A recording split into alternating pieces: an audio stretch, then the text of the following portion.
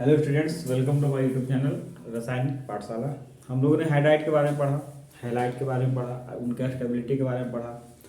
अब आते हैं ग्रुप 15 के ही एलिमेंट के कंपाउंड हैं ऑक्साइड। तो ग्रुप 15 के जो कंपाउंड होते हैं जैसे nitrogen, phosphorus, arsenic, antimony and bismuth, वो दो तरह के ऑक्साइड बनाते हैं। वो दो तरह के ऑक्साइड बनाते हैं, E2O3 type and E2O5 type. मतलब कि एक ट्राई ऑक्साइड मतलब 3 ऑक्सीजन, एक पेंटा ऑक्साइड मतलब 5 ऑक्सीजन। यहाँ लिख सकते हैं हम लोग ऑक्साइड।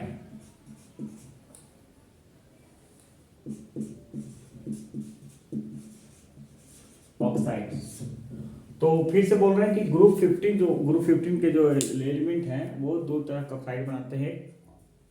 एक E2O3 टाइप, एक E2O5 टाइप। लिखते हैं यहाँ पे group 15 elements form two types of oxide, two types of oxides। कौन कौन? पहला E2O3 type and second one is E2O5 type. ठीक है, यहाँ पे E equal to nitrogen, phosphorus, arsenic, antimony and bismuth. ठीक है, तो नाइट्रोजन ग्रुप 15 का एलिमेंट हो गया और दो टाइप का ऑक्साइड बनाएगा, E2O3 type and E2O5 type. यहाँ पे E क्या है? Nitrogen, phosphorus, arsenic, antimony and bismuth. अब आता है कि एसिडिक कैरेक्टर। तो जो एसिडिक कैरेक्टर पर स्टेबिलिटी की बात कर लेते हैं। स्टेबिलिटी की बात करते हैं तो जो ऑक्साइड, जैसे कि देखो अगर यहाँ E2O3 की बात करें तो इसमें E2 यहाँ पे ऑक्सीजन 3 है, तो यहाँ पे जो E का जो E पर जो ऑक्सीडेशन स्टेट आएगा O के कारण वो कम होगा इन कंपेरिजन टू E2O5, क्योंकि यहाँ 5 ऑक्सीजन है। अगर मान ले यहाँ 2x सिंपल कर लेते हैं, 2x माइनस 6 इक्वल टू 0, तो 2x equal to plus 6, x equal to plus 3, कुछ ऐसा आ रहा है। अगर E2O5 की बात करते हैं हम तो 2x माइनस 10 इक्वल टू 0। कैसे 10? क्योंकि एक ऑक्सीजन का ऑक्सीडेशन स्टेट -2, तो 5 है तो -10। ठीक है, तो 2x equal to 10, x equal to plus 5। देखो E2O3 टाइप में ऑक्सीडेशन स्टेट कम था, E2O5 टाइप में ऑक्सीडेशन स्टेट ज्यादा है। तो कौन सा ऑक्साइड स्टेबल होगा, किसके साथ स्टेबल होगा, कौन सा एलिमेंट में ज्यादा स्टेबल होगा, ये सब पढ़ेंगे हम लोग। तो यहाँ पे भी यहाँ से कुछ समझो कि E2O3 में ऑक्सीडेशन स्टेट E का कम है इन कंपेरिजन टू E2O5। अब देखो तो द स्टेबिलिटी कैसे घटेगा, तो लिख सकते हैं the stability of oxides in higher oxidation state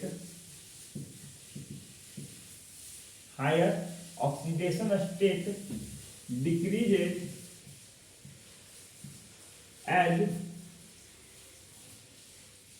the atomic number increases। यहाँ पे as the atomic number increases कहने का मतलब है कि डाउन द ग्रुप। अगर हम इसको न लिख के डाउन द ग्रुप भी लिखते, इसको न लिख के डाउन द ग्रुप लिखते तो भी अपना काम चलता, लेकिन एक नया सेंटेंस बन गया, the stability of oxides in higher oxidation state decreases as the atomic number increases। कहने का मतलब है जैसे कि E2O5 हो गया, जिसमें मान लो E2O5 टाइप के ऑक्साइड में जैसे कि A2O5, P2O5, AS2O5, SB2O5, Bi2O5।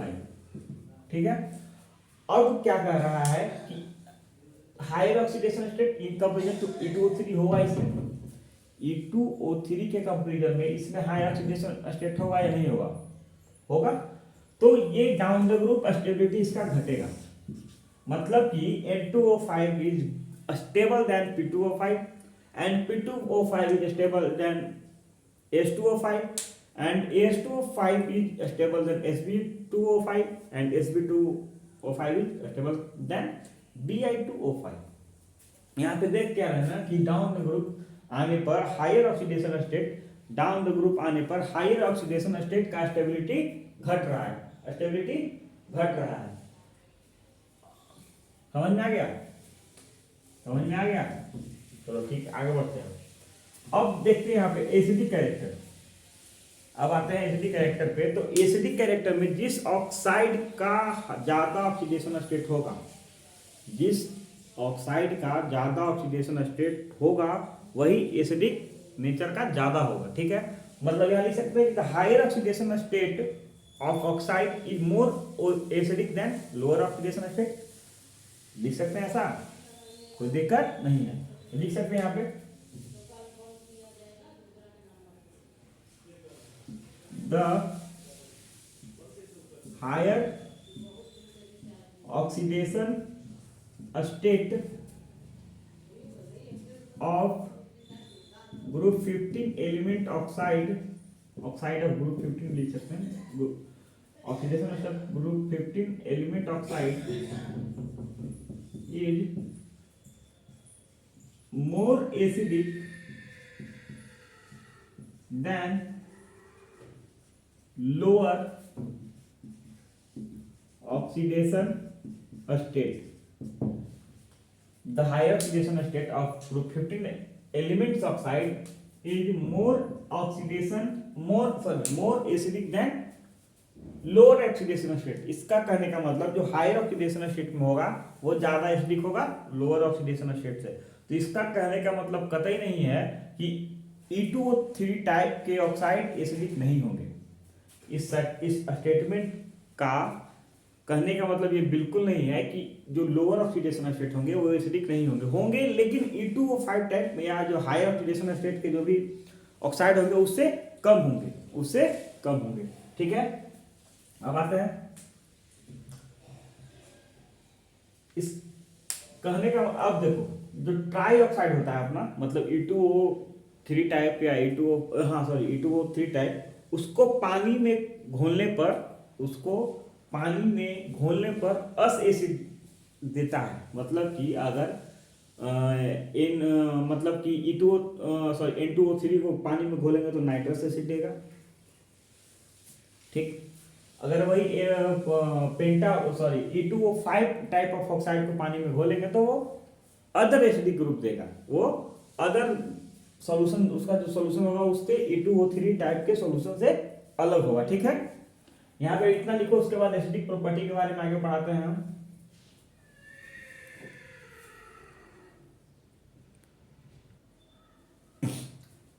तो इसमें जो एसिडिक कैरेक्टर होगा वो कैसा होगा? तो एसिडिक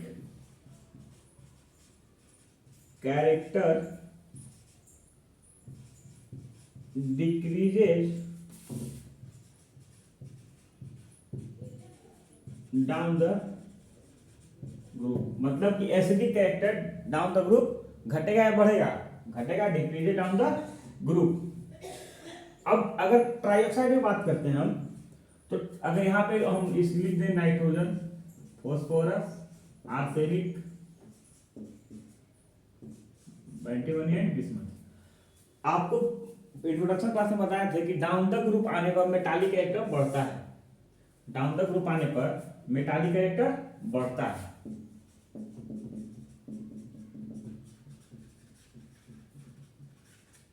डाउन द ग्रुप आने पर मेटालिक कैरेक्टर बढ़ता है। जब मेटालिक कैरेक्टर बढ़ेगा तो उस ऑक्साइड, हम जानते हैं कि मेटल का जो ऑक्साइड होता है वो बेसिक होता है और नॉन मेटल का ऑक्साइड एसिड होता है। तो डाउन द ग्रुप आने पर जब मेटलिक कैरेक्टर बढ़ रहा है तो एसिडिक कैरेक्टर घटेगा। या फिर E2O5 टाइप का हो या N2O5 टाइप का हो, E2O5 टाइप का हो मैटर नहीं करता। मैटर ये कर रहा है यहाँ पे, कॉन्सेप्ट ये है कि डाउन द ग्रुप आने पे जब मेटालिक कैरेक्टर बढ़ रहा है तो उसके ऑक्साइड बेसिक होगी, मतलब E2O3 type down the group आने पर कैरेक्टर एसिडिक कैरेक्टर घटेगा। बीच में जैसे कि इस आर्सेनिक और एसबी, आर्सेनिक एंड एसबी, ये क्या होता है arsenic and SB? Arsenic and SB क्या होते हैं? मेटल या मेटल वाइट? मेटल वाइट होते हैं। मेटल या मेटल वाइट? नहीं मेटल, सॉरी सॉरी गलत बोल दिया मैंने, सॉरी गलत बोल दिया। ये सब पता नहीं माइंड में क्या चल रहा था। यहाँ पे देखो nitrogen, phosphorus, arsenic, antimony and bismuth. यहाँ पे नाइट्रोजन और फॉस्फोरस का जो ऑक्साइड होता है, नाइट्रोजन और फॉस्फोरस का ऑक्साइड होता है एसिडिक होता है, E2O3 टाइप, मतलब कि N2O3 P2O3 यहाँ पे एसिडिक होगा। लेकिन जब आते हैं आर्सेनिक और एंटीमनी में, S2O3 and Sb2O3 are amphoteric in nature and Bi2O3 is basic. फिर से बता रहे, लिख के बताते हैं पहले कि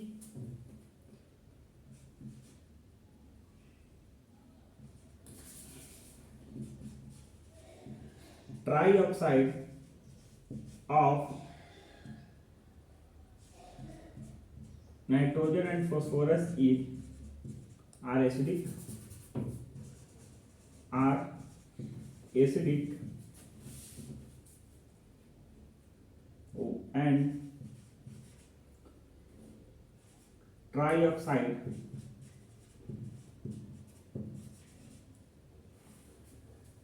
इसको नहीं बोलेंगे, हाँ ट्राई ऑक्साइड बोल सकते हैं हम लोग। मिटाने वाला कहाँ गया?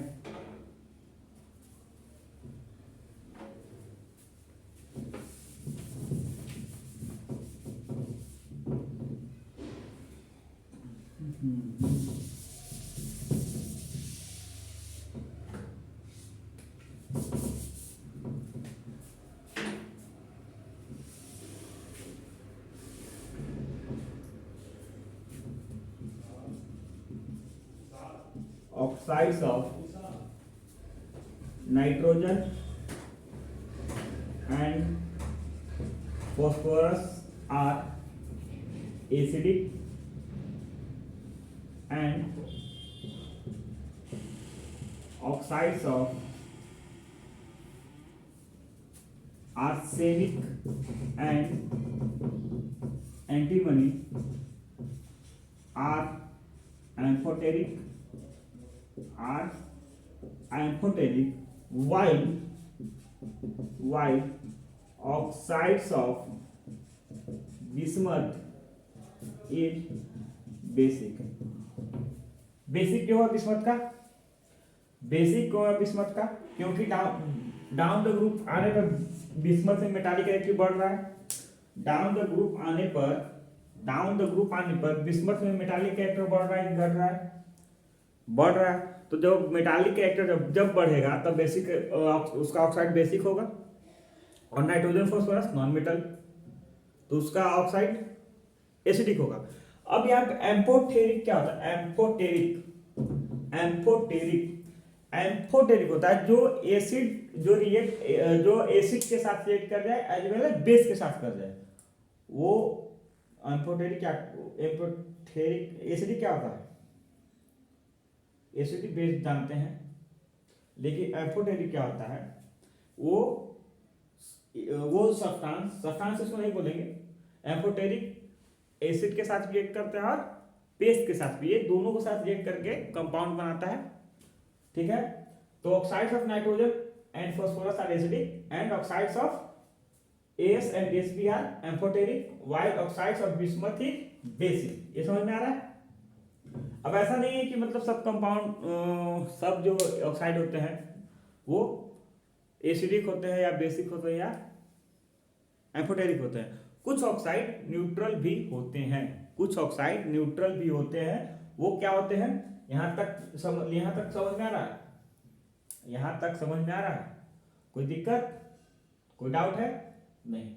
तो इसके बाद आएंगे हम लोग न्यूट्रल ऑक्साइड के बारे में, जो कि N2O, NO is a neutral oxide. तो यहाँ तक लिख लो, उसके बाद आगे नेक्स्ट क्लास नेक्स्ट इसी में मतलब मिटाने के बाद बताते हैं आगे, ठीक है।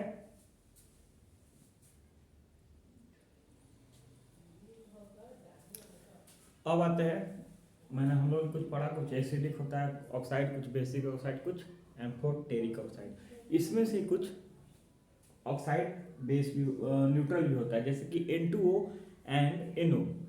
N2O and NO, N2 and NO are neutral. एक दूसरा मार्कर से समझाते हैं। N2 और NO न्यूट्रल होता है। N2O3 एंड NO2, ध्यान से सुनना कि N2O and NO are neutral. N2O3 and NO2 are weakly base, sorry weakly acidic. And N2O5 जो अपना होता है, N2O5 वो स्ट्रांगली एसिड होता है। क्यों होता है? क्योंकि ये जो N2O5 है ये हायर ऑक्सीडेशन स्टेट है in comparison to NO2O3। N2O3 में +3 ऑक्सीडेशन स्टेट, इसमें +5। इसमें 5 ऑक्सीजन ज्यादा, ऑक्सीजन इसमें 3 ऑक्सीजन। तो हायर ऑक्सीडेशन स्टेट वाला ऑक्साइड ज्यादा एसिडिक होता है in comparison to lower oxidation state, ठीक है। तो यहाँ पे N2O3 and NO2 are weakly acidic, N2O5 is strongly acidic and NO and N2O are neutral, ठीक है। अब आते हैं ट्राई ऑक्साइड को, जैसे दोनों में डिफरेंट क्या है सुनो पहले, पेंटा ऑक्साइड और ट्राई ऑक्साइड में। यहाँ पे बात करते हैं हम, कोना में थोड़ा सा देखना है ध्यान से। अगर हम ट्राई ऑक्साइड को मतलब कि N2O3 को पानी में डिजोल्व करते हैं, डिजोल्व इन वाटर, तो यहाँ अस एसिड देता है, जैसे कि नाइट्रस एसिड देगा, नाइट्रस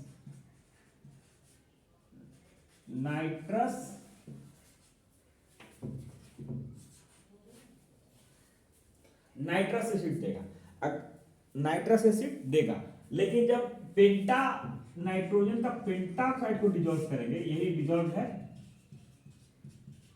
तो ये नाइट्रिक एसिड देता है, नाइट्रिक एसिड। दोनों में समझ में आ रहा है? जब हम ट्राई ऑक्साइड को पानी में घोलेंगे तो नाइट्रस एसिड देगा। जब पेंटा ऑक्साइड को N2O5 या E2O5 किसी को घोल दे, जब यहाँ N2O5 को पानी में घोलेंगे तो नाइट्रिक एसिड देता है। दोनों में अंतर है, इसीलिए दोनों में अंतर है ट्राई ऑक्साइड और पेंटा ऑक्साइड में, ठीक है। अब जैसे ऑक्साइड हुआ, जैसे कि N2O5 में, N2O5 हायर ऑक्सीडेशन स्टेट हुआ N का इन कंपेरिजन टू N2O3, N2O3 से ज्यादा N2O5 में ऑक्सीडेशन स्टेट हुआ कि नहीं हुआ। तो जब N2O5 में ऑक्सीडेशन स्टेट ज्यादा है तो स्टेबिलिटी की बात करेंगे, ठीक है। तो जो लोअर जो ऑक्सीडेशन स्टेट वाले कंपाउंड होते हैं, जैसे कि E2O3 टाइप के कंपाउंड, वो एक्ट एज रिड्यूसिंग एजेंट की तरह काम करते हैं। E2O3 टाइप के जो अपना ऑक्साइड होते हैं, जैसे कि N2O3 हो गया, P2O3 हो गया, ये रिड्यूसिंग नेचर की तरह काम करते हैं, रिड्यूसिंग एजेंट की तरह काम करते हैं। लेकिन जब बात करते हैं हम लोग हायर ऑक्सीडेशन स्टेट वाले कंपाउंड, जैसे कि E2O5 मतलब कि N2O5, P2O5, ये हमेशा ऑक्सीडाइजिंग एजेंट की तरह काम करते हैं, ये हमेशा ऑक्सीडाइजिंग एजेंट की तरह काम करते हैं। तो इन दोनों का कोई ट्रेंड भी होगा, एक E2O3 टाइप वाले। यहाँ डिफरेंस यहाँ नोट करना कि पहले तो E2O3 टाइप को अगर पानी में घोलेंगे तो E एसिड देता है, वही E2O5 को अगर पानी में घोलेंगे तो सॉरी E2O3 को पानी में घोलेंगे तो अस एसिड देता है, और E2O5 को घोलेंगे तो इक एसिड देता है। दूसरा कि E2O3 जो टाइप के ऑक्साइड हुए वो अपना रिड्यूसिंग एजेंट की तरह काम करते हैं। लेकिन जब हायर ऑक्सीडेशन स्टेट वाले E2O5 वाले हम ऑक्सीडाइजिंग एजेंट की तरह काम करते हैं, तो दोनों का ट्रेंड होगा। जो रिड्यूसिंग एजेंट वाले होते हैं, जो E2A3 टाइप के वाले एजेंट होते हैं, वो उनका रिडक्शन पावर, जो E2O3 टाइप वाले होते हैं ऑक्साइड, वो रिड्यूसिंग एजेंट की तरह काम करते हैं, ठीक है, रिड्यूसिंग एजेंट वाला काम करते हैं।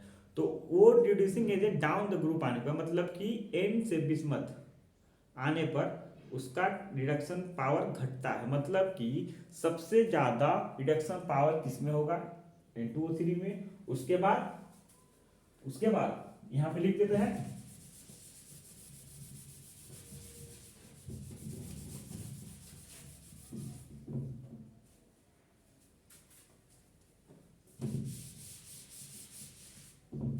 अब देखो सबसे ज्यादा रिड्यूसिंग एजेंट किसका होगा, सबसे ज्यादा N2O3, उसके बाद P2O3, उसके बाद AS2O3, ठीक है। मतलब डाउन द ग्रुप घटेगा, इंक्रीज कर रहा है ऐसे, इंक्रीजिंग रिडक्शन नेचर, ठीक है। और जब हायर ऑक्सीडेशन स्टेट वाला होगा वो ऑक्सीडाइजिंग नेचर या ऑक्सीडाइजिंग एजेंट की तरह काम करेगा, तो वो डाउन द ग्रुप बढ़ता है। मतलब कि अगर N2O5 कुछ गलत लिखे क्या, ना सही है, हाँ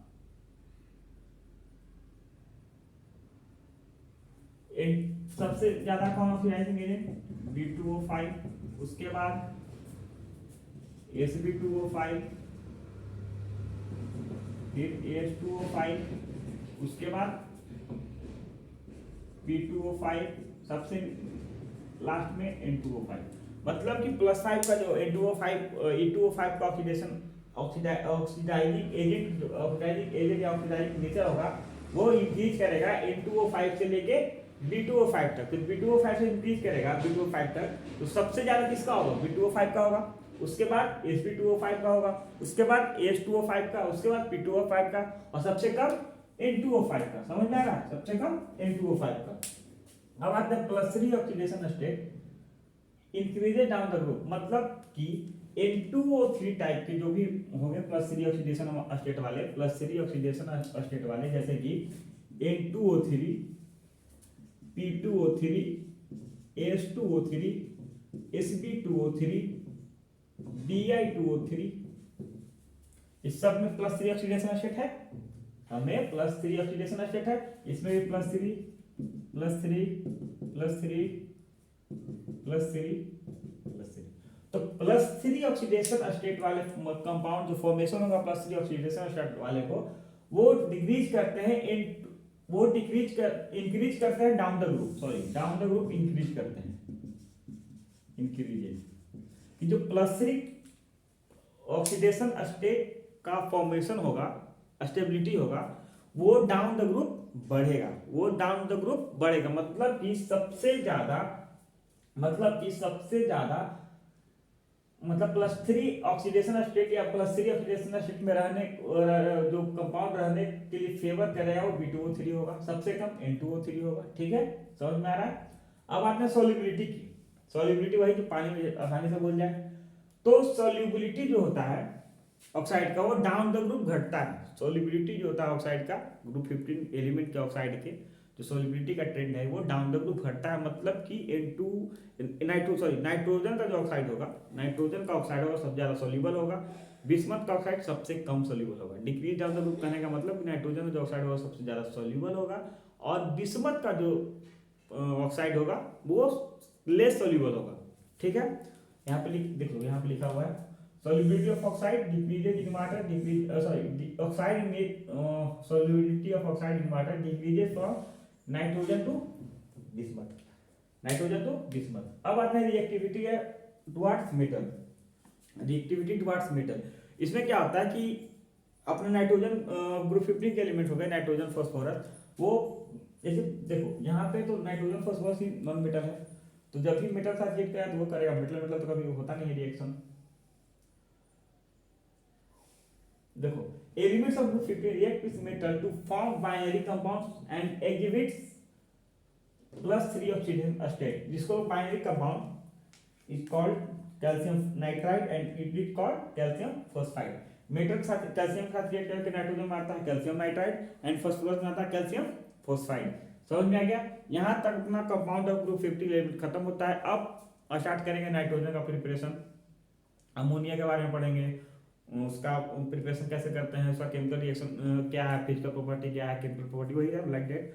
उसके बाद सल्फर, इसमें sulphur sorry phosphorus, white phosphorus, black phosphorus के बारे में पढ़ना है हम लोग को। उसके बाद एसिड ऑक्जो, उसके ऑक्जो एसिड्स होते हैं उसके बारे में पढ़ना है। वहाँ से क्वेश्चन आते हैं ऑक्जो एसिड से, डायरेक्टली क्वेश्चन आते हैं कि इसमें पीओपी बॉन्ड होगा, किसमें पीपी बॉन्ड होगा, किसमें पी डबल ओ बॉन्ड कितने होंगे, कौन सा एसिड ज़्यादा होगा, ये सब।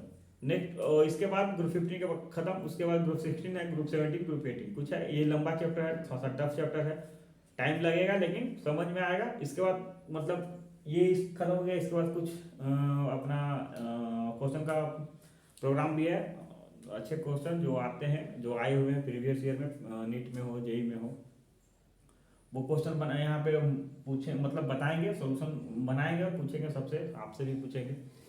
और एक था बात कि जब ये ऑक्साइड का ट्रेंड, हाइड्राइड का ट्रेंड, हैलाइड का ट्रेंड, सॉल्युबिलिटी का हो गया, स्टेबिलिटी का हो गया, रिड्यूसिंग नेचर हो गया, ऑक्सीडेशन ऑक्सीडाइजिंग नेचर हो गया, ये सब का लास्ट में एक टेबल बना देंगे। उसका टेबल बना के उसको लिंक में डाल देंगे ड्राइव नोट्स के फॉर्म में। और ग्रुप पी ब्लॉक का, पी ब्लॉक क्लास 12 का नोट्स लास्ट लेक्चर में, जब पी ब्लॉक अपना खत्म होने वाला होगा, तो उसमें एक डिस्क्रिप्शन में लिंक रहेगा, वो जिसपे लिंक के थ्रू जाइएगा, उस पर आपको नोट्स मिल जाएगा टोटल पी ब्लॉक के, मतलब 15 to 18 ग्रुप क्लास 12 के नोट्स आपको उपलब्ध हो जाएंगे। इसको लिखिए।